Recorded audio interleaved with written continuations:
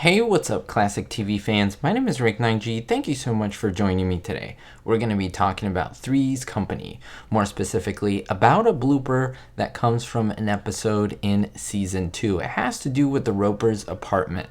Now, if you are a fan of the channel or have just started visiting, I will let you know that I did make a video on a blooper that was very similar, but it had to do with Jack and Chrissy and Janet's apartment. So if you check that one out, I think you'll get a nice surprise as well. But let's get right into this one.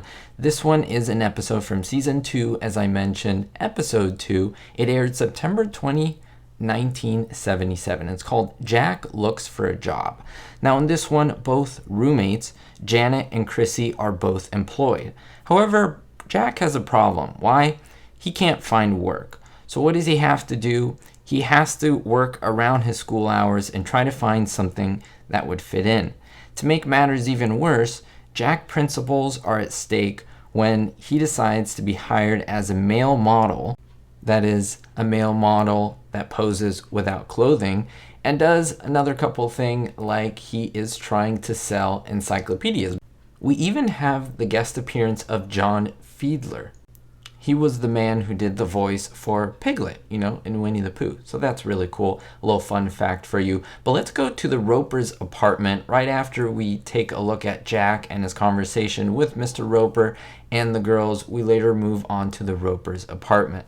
Now in this case, we see that Mrs. Roper is laying on the couch and she is having some type of natural cucumber face mask on, while Mr. Roper is just on the side close to the wall and he's writing up something. He's trying to come up with a type of a jingle for the supermarket. One of those things where if you write the best jingle, you get some money. Now the doorbell rings and it's Janet. So Mr. Roper asks Mrs. Roper, hey, can you get the door? When she gets up, the camera pans too far to the left, and you get to see the end of the set. That is the end of the set, the facade that is used to make it seem that we're in the Roper's apartment. Now I found this really cool mock-up. I used this before in previous videos to give you an idea of what the setup looked like for Three's Company. This is, of course, Jack and the gang's apartment. You see the living room, and this is the setup with the kitchen and so forth, similar to what we're looking at here with the Ropers. You even see some greenery, the shrubbery that's in the background, which is of course all fake, used as a background facade so that when Mrs. Roper opens the door and Janet is there, we get to see some shrubbery behind to make it seem like that is outside. Of course, it's not. Everything is indoors, right? This is in a sound stage in a movie television studio.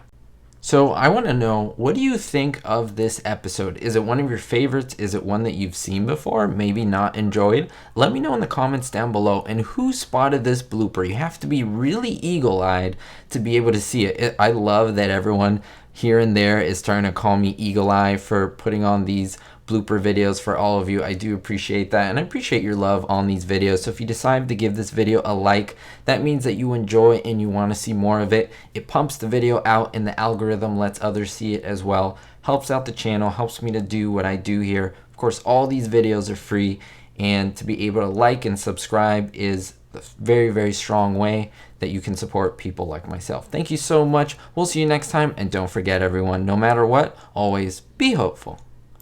Thank you to everyone who supports me, especially my Diamond tier patrons: Vito L, David D, Sally N, Ricky, Citizen Kane 359, Kevin K, Greg S. Thank you as well to my new Gold tier patrons, Jennifer P and Scott F. To be listed here, check out the links below for my Patreon.